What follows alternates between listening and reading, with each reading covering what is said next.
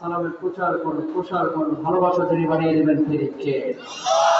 আরো যারা বলেন তিনি কে? সালামের জবাবটা সুন্দর করে সবাই দেওয়ার চেষ্টা করেন। আসসালামু আলাইকুম ওয়া রাহমাতুল্লাহ। এই মাঝখান থেকে আমার কানে আওয়াজ আসছে, কেউ কেউ বলছে ওয়া আলাইকুম সালাম। এটা কোনো সালামের জবাব না। বলেন আচ্ছা এখানে কি হয়েছে নাকি? এখানে গ্যারেজ নাকি? দুটো লাঠি নিয়ে দাঁড়াও এটা কথা বলতে কেন? এই 800-900 কিলোমিটার জার্নি এখানে আসছি কি আমি বাবার গল্প খাজা গল্প করার জন্য? এসেছি কোরআনের বিষয়টা কথা বলার জন্য। যদি পরিবেশ না দেন তাহলে কথা কিন্তু আসবে না। আর কোরআনের তাফসীর যেখানে হবে সেখানে বিয়াদবিমূলক আচরণ করতে পারে, ঠিক না? যা করেছেন তখন সব বন্ধ করেন, এখন টোটাল স্টপ হয়ে যায়, কোনো আওয়াজ করা যাবে না। আপনারা অনেকে জবাব দিয়েছেন ওয়া আলাইকুম সালাম, না বলেন ওয়া আলাইকুমুস সালাম, বলেন ওয়া আলাইকুমুস সালাম, বলেন এবার হয়েছে। কেউ কেউ আপনারা সালাম দেখা আসসালামু আলাইকুম,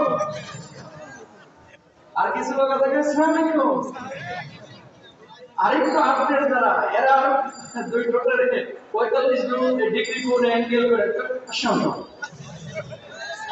এগুলো সালাম নিয়ে ফাজলামে ঠিক না? সবাই বলেন আসসালামু আলাইকুম।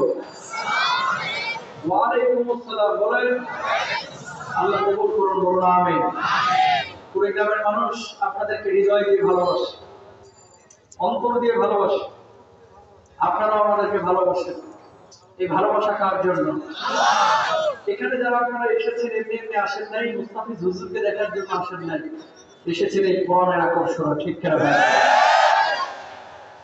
এই কোরআনের আকর্ষণে যদিও আপনারা এসেছেন, আমি অত্যন্ত খুশি যে পশ্চিম পূর্বী এসএসসি 2013 ব্যাচ, এই ব্যাচের অধীনস্থ যে সমস্ত স্বেচ্ছাসেবক এবং উদ্যোক্তা ভাইরা আছেন, আল্লাহ তাআলা প্রত্যেকের শ্রমটাকে খালিদ বিন ওয়ালিদের মতো কবুল করুন, বলুন আমিন।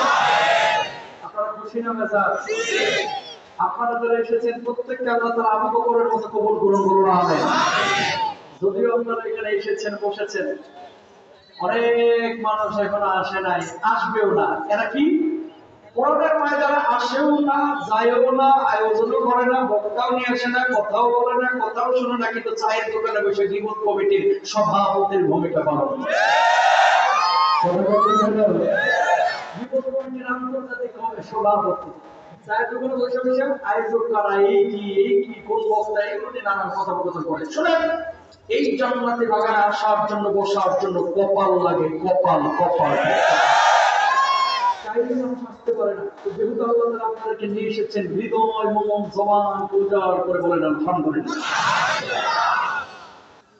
একজন মানুষ 23,040 বার চোখের পলক ফেলে পার ডে, 23,040 বার বিনা চার্জে এই পলক ফেলানোর যিনি তৌফিক দিয়েছেন তিনি কে? একটা হৃদপিণ্ড আল্লাহ আপনাকে দিয়েছে, আমাকেও দিয়েছে। যেদিন এই হৃদপিণ্ডের স্পন্দন বন্ধ হয়ে যাবে, আপনার নামের শুরুতে মরহুম বসে যাবে, মানুষ আপনাকে লাশ বলবে, লাশ, ঠিক না? পেটের মধ্যে গরুর গোশত, মাছ, ডিম, দুধ একসাথে খাচ্ছেন, হজম কিভাবে হয়? এই পেটটাও আল্লাহ তাআলা প্রতিদিন 2 লিটার থেকে 2.5 লিটার অ্যাসিড উৎপাদন করেন, যে অ্যাসিডটা আল্লাহ রাব্বুল আলামিন খাবার হজমে হজম করেন। সুবহানাল্লাহ। অক্সিজেন নিচ্ছে কতটুকু? 1.4 কিউবিক মিটার একজন মানুষ অক্সিজেন গ্রহণ করে প্রতিদিন। ডাক্তারদের ভাষ্য অনুসারে অক্সিজেন যদি হসপিটাল থেকে কেনা লাগতো, প্রতিদিন 24,000 টাকা বিল দেওয়া লাগতো।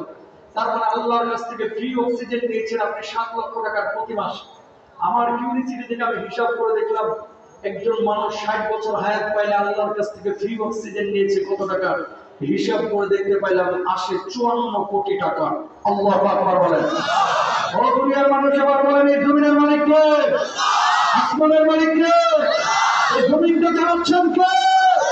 সুতরাং আল্লাহর জমিন ব্যবহার করে, আল্লাহর আসমান ব্যবহার করে, আল্লাহর খাদ্য পানি অক্সিজেন ব্যবহার করে দুনিয়ার কোনো মানুষের কোনো বিচারচারি করতে পারবে না।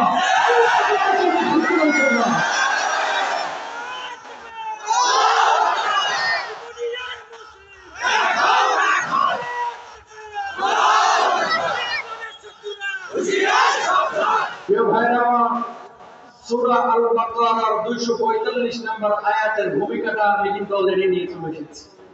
টাকা তাফসীর মাহফিলগুলোকে নাম দিয়েছেন তাফসীর কোরআন মাহফিল। এই মাহফিলগুলোকে এক একটা মাহফিল মনে করবেন না, ক্লাস মনে করবেন ইনশাআল্লাহ বলেন। সবাই বলেন ইনশাআল্লাহ। কিছু লোক আছে এখানে হরিণীর গল্প শুনতে এসেছে, ওই হরিণীর গল্পের দিন শেষ, এখন কোরআন হাদিসের বাংলাদেশ। দেখেন রুচি চেঞ্জ করেন। একসময় এই 2-3টা গল্প দিয়ে 1.5 ঘন্টা কাটাইয়া কুড়িগ্রামের মানুষ ছোট বুঝতে বুঝতে ভেড়ে চড়ে গিয়েছে, মুতা ধরছে, লোক এসে বসে গেছে। কথা বলে না কেন? এখন চেঞ্জ হতে হবে, পরিবর্তন হতে হবে।